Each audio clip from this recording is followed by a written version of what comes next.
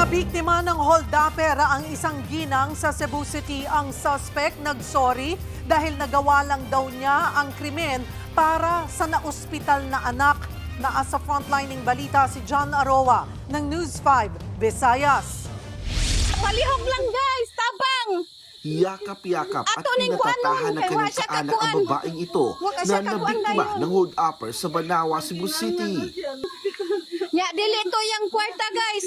Dito yang kwarta sa iya tong gitrabuan sa May Madre. Nang puntahan ng News 5 ang biktima, bakas pa sa 42 anyos na ginang ang pagkabalisa. Kwento niya, pauwi siya noon galing sa pagtuturo nang tanungin ng direksyon ng isang lalaking naka-helmet. Yun pala, iba na ang pakay nito. Sabi niya, patorwarin mo na lang ako ate. Kailangan ko lang talaga ito dahil nasa ospital ang anak ko.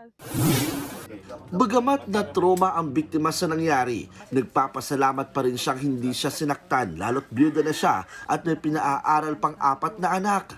Patuloy pa ang follow-up operation sa nangyaring krimen. Sa Cebu City pa rin, kita sa CCTV ang pagpasok ng lalaking yan sa isang tindahan.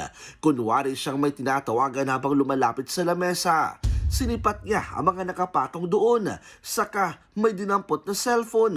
Pero hindi pala ito sa kanya, kundi sa bantay ng tindahan na umuwi lang saglit.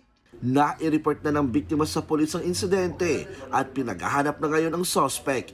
Nagbabalita mula sa frontline, Jan Arua, News 5, Visayas! Mga kapatid, Cheryl Cosing po.